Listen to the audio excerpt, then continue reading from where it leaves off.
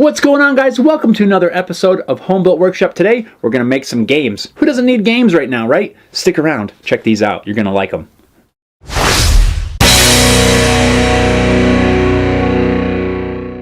With the current situation around the world, I think all of us could use another game to play and to challenge friends and family. Now, I've been playing this game and have been familiar with it since I was a little kid growing up. My grandfather used to make these all the time. They were always around the house. You might know it from the restaurant chain Cracker Barrel, but this game has been around for a really long time, maybe over 100 years. I don't know the exact origins, but it's really fun to play and really easy to build. This project is a great project to use up some of your scrap wood. I have chosen this piece of white oak as well as this scrap of, I believe it's mahogany. I'm going to make two versions of these. One of them is going to be laid out entirely by hand. The other one, we're just going to use a template, which will make it go a lot faster. The last thing you're going to need are just some golf tees. You can get these things in big old bags online. I think this is 100 and it was less than $10.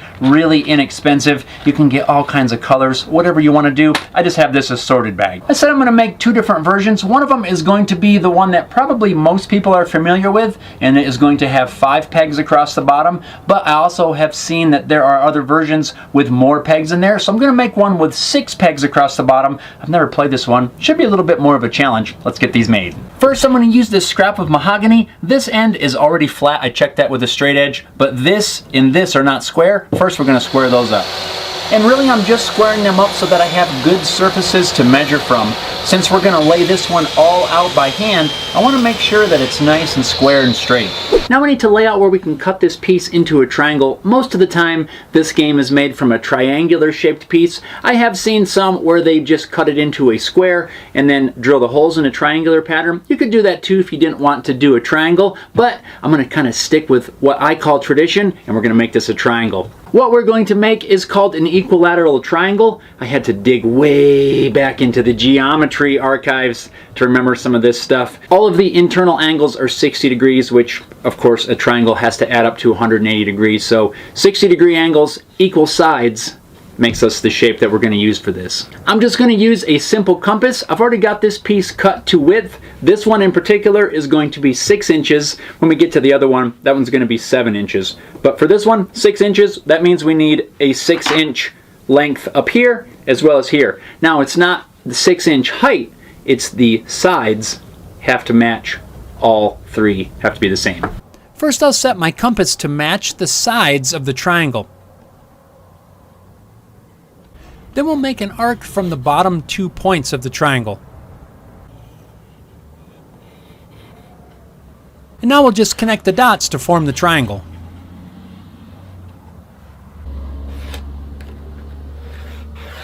So now if we measure all of our sides, we have 6 inches, 6 inches,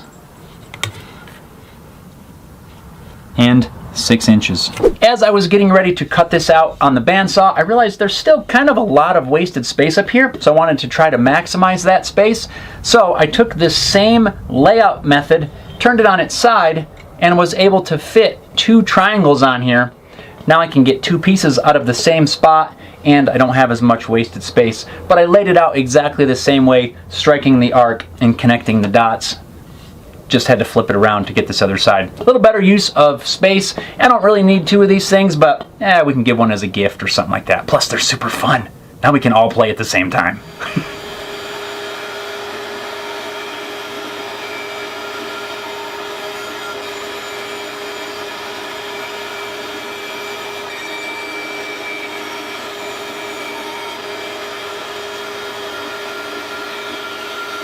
I just clean up the edges using the belt sander. Quick and simple. So with these sides of our triangle sanded nice and smooth, now we need to lay out for the 15 holes that are going to make up the surface of this game. I'm going to show you how to lay out all 15 holes using a straight edge and a very simple, inexpensive compass. This is cool. The first thing I'm going to do is set my compass to 1/2 of an inch. Then I'm going to scribe a line around the outside edge of the triangle. So that gives us our first 3 points.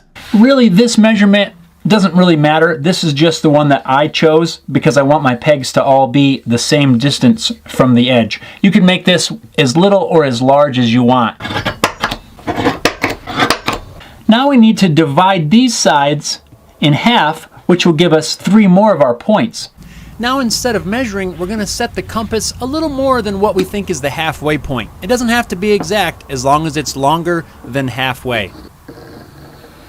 And now using our 3 existing outer points, we'll strike 3 overlapping arcs at each of those locations. So hopefully you can see that since we've made the arc just a little bit larger than where the actual center point is, they cross here and here. So if we connect those dots, that should line up with this point on each side. So we're going to draw that line. So now we have 3 more points in our 15.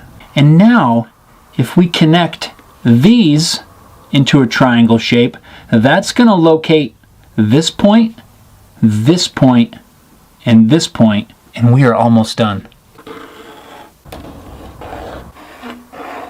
This is about to get jumbled up with lines, but we need to locate basically the halfway point on these other segments that are left. You could do this by finding that again with your compass, but if you connect these 2 dots and extend them out, it's going to automatically find your center point.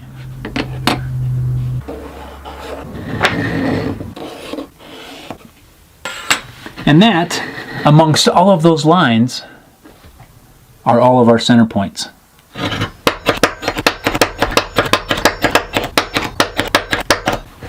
Ta-da! I know, pretty cool, right? Isn't that neat? Now, the advantage of doing it this way is that it will scale to whatever size you make your triangle. As long as all the sides are the same size, this is going to work no matter if you make it smaller or larger. Now, if you don't want to lay it out this way, I will have templates available in the video description. However, using a template, you're kind of fixed to making it that size unless you scale the pattern or something like that. But really, if you do it this way, it's going to work no matter the size. Now, don't worry if you miss something. Let's walk through it one more time, step by step. First, we're going to scribe a line around the outside edge of our triangle at whatever distance you want the pegs to be from the edge. In my case, I went with 1/2 inch. The 3 points of that triangle are now the 3 outermost peg locations. And now we're going to strike an arc from each of those points that's just past the halfway point of the line. The measurement here is not super critical, it just has to be a little bit more than the halfway point. Each of those arcs will intersect each other at 2 points. Now we'll connect those 2 points and extend the line to the opposite point of the triangle. This gives us 3 more peg locations and actually locates exactly the halfway point on the sides of the triangle. Now we'll connect those 3 points to form another inner triangle, and this will locate 3 more of our peg locations. Now connect those points and extend the lines outward to the edges of the triangle. This is going to locate the final locations of the pegs.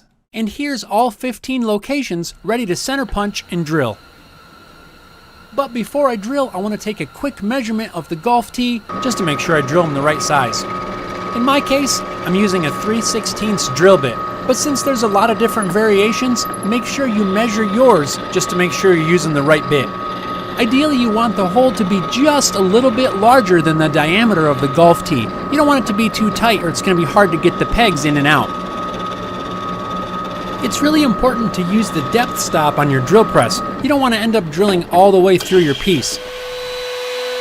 And now just to soften the edge a little bit, I'll just use my router table to put a small round over around the edge.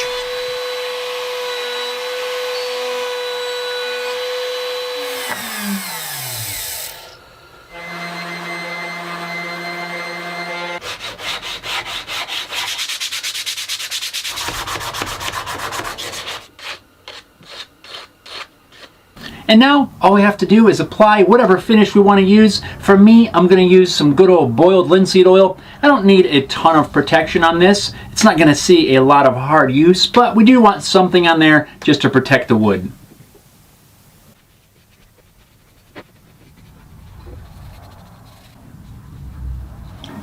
All right.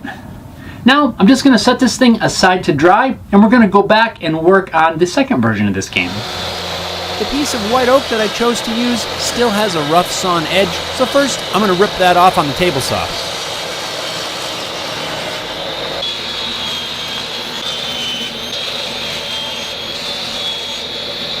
And here's what we're left with of the oak pieces. I've cut them at staggered sizes to make sure I have enough material. This piece wasn't quite long enough to cut them all the same size. If they were all the same size though, it would be easier to glue this thing together, which is what we need to do right now.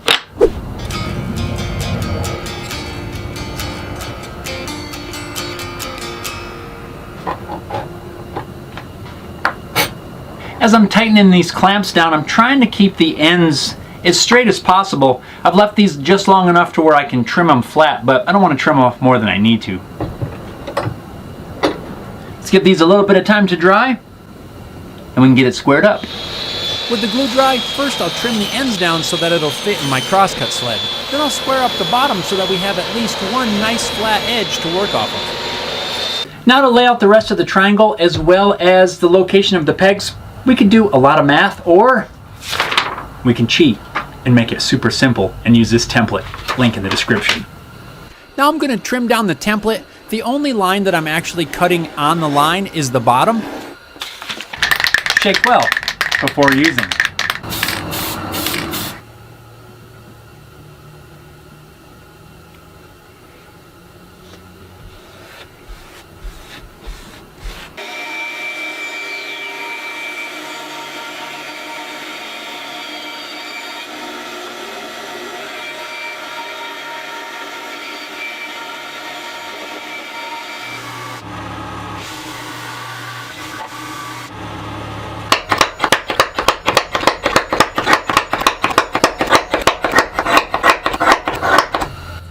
After center punching all the holes and trying to remove the template, it turns out that the center punch glued the template down into the holes. So I'll just wipe on a little bit of mineral spirits to soften the glue, and the template will come right off.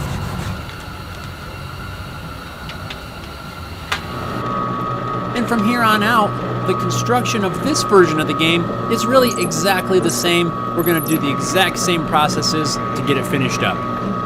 There are some things that you could do different to customize your piece. You could do a chamfer or some other profile around the edge, or put no profile at all. You could do some sort of laminated glue up like a cutting board to get a cool pattern in the wood. You could choose to use a dye or a stain to give your piece some cool color. And that's really the cool part, not just of making this game, but of building anything in general. You can make it your own. There's so many options. Don't feel locked in. Get creative and have a ton of fun.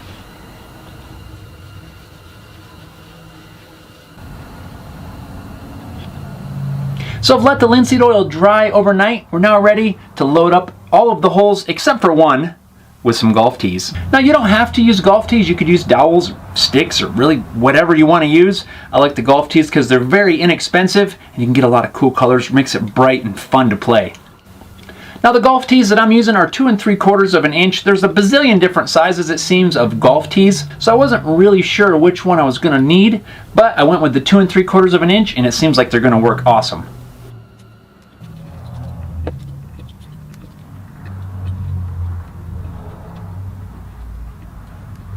So if you're not familiar with this game at all, you basically are going to take a peg, you're going to jump one of the pegs that's next to it, and remove the peg that you just jumped. And then the goal is to keep going until you have just one peg left.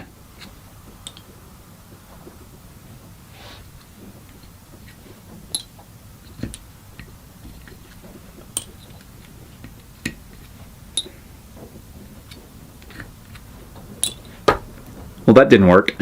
That is not how you do it.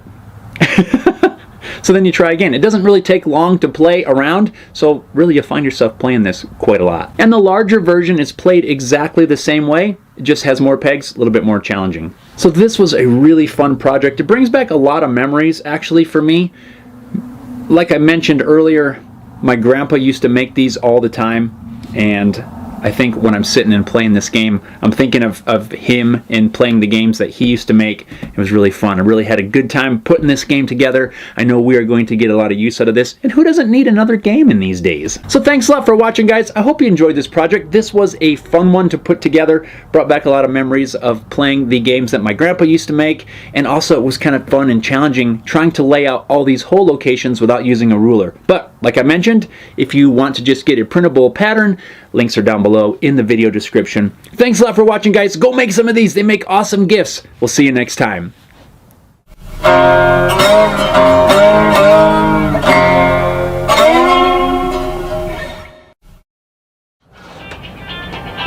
And there's my phone. Oh, it's nobody. That's ought to be fun. Hello? Oh, suspicious activities from my banking account. Whatever. Now they're spamming me from like local numbers. Yeah. I wish they would just get a life. Ah! Maybe not. Kicking you. Sorry about that. In case you guys are wondering, yes, I am wearing a long sleeve shirt. It's like September 8th or something like that. And yeah, it's actually snowing here. I live in Colorado. You can probably hear the wind whipping.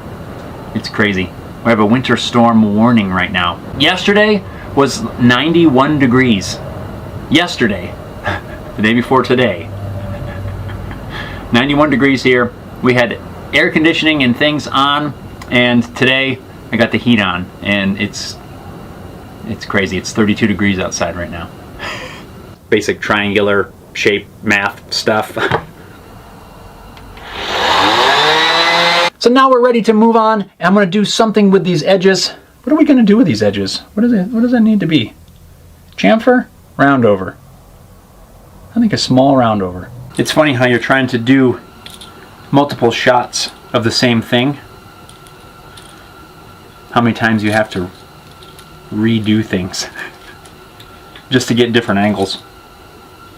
That's where 2 cameras would be nice, apparently. Have you guys ever like taken a breath and somehow choked on nothing? I just did that, but oh my gosh. Choked so bad. It's my stomach, my whole everything hurts right now, like I pulled all those muscles. I'm good. I'm okay. Don't worry. Don't send for help. I'm fine.